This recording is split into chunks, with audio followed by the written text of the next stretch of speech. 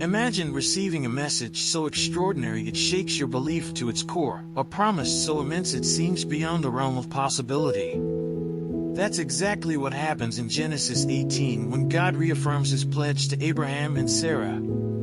This isn't just a biblical anecdote, it's a profound lesson in faith and divine fulfillment. God's promise of a son, Isaac, to a couple who are well beyond childbearing age, is nothing short of miraculous. It's like hearing a long-forgotten dream being brought to life, defying all odds and expectations. Now, you might wonder how this ancient promise resonates with our modern lives.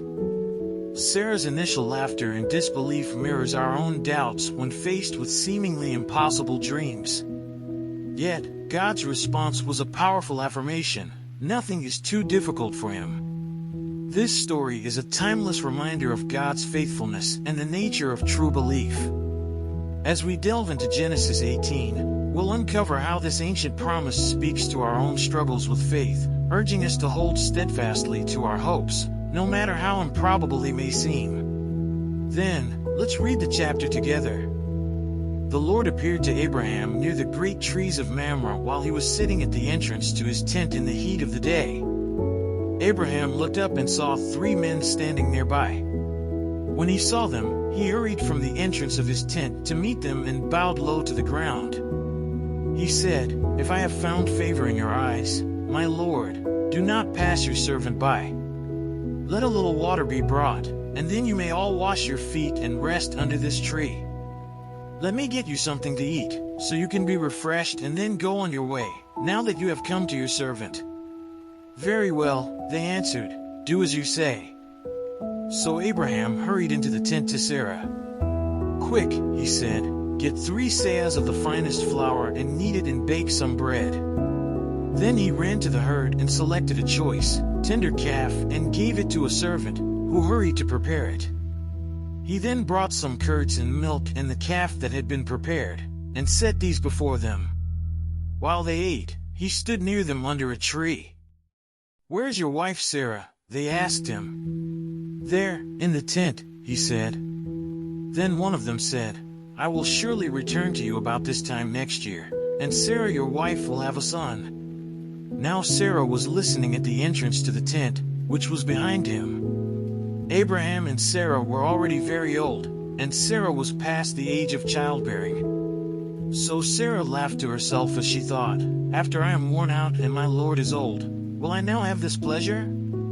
Then the Lord said to Abraham, "Why did Sarah laugh and say, 'Will I really have a child, now that I am old?'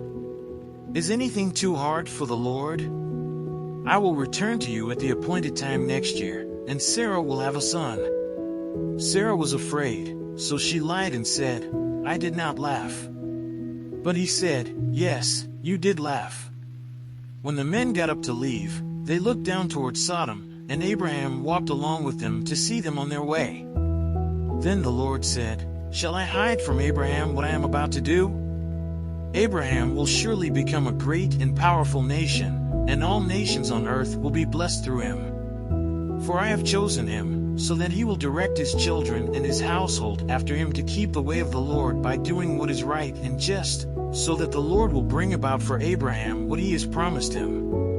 Then the Lord said, "The outcry against Sodom and Gomorrah is so great and their sin so grievous that I will go down and see if what they have done is as bad as the outcry that has reached me. If not, I will know." The men turned away and went toward Sodom, but Abraham remained standing before the Lord. Then Abraham approached him and said, "Will you sweep away the righteous with the wicked? What if there are 50 righteous people in the city? Will you really sweep it away and not spare the place for the sake of the 50 righteous people in it? Far be it from you to do such a thing, to kill the righteous with the wicked, treating the righteous and the wicked alike. Far be it from you. Will not the judge of all the earth do right?" The Lord said, "If I find 50 righteous people in the city of Sodom, I will spare the whole place for their sake." Then Abraham spoke up again, "Now that I have been so bold as to speak to the Lord, though I am nothing but dust and ashes, what if the number of the righteous is 5 less than 50? Will you destroy the whole city for lack of 5 people?" If I find 45 there, he said, I will not destroy it. Once again he spoke to him, what if only 40 are found there? He said, for the sake of 40, I will not do it. Then he said, may the Lord not be angry, but let me speak. What if only 30 can be found there? He answered, I will not do it if I find 30 there. Abraham said, now that I have been so bold as to speak to the Lord, what if only 20 can be found there? He said, for the sake of 20, I will not destroy it. Then he said, may the Lord not be angry, but let me speak just once more. What if only 10 can be found there? He answered, for the sake of 10, I will not destroy it. When the Lord had finished speaking with Abraham, he left, and Abraham returned home. Let's say a quick prayer to thank the Lord for his word, wisdom, and renewal.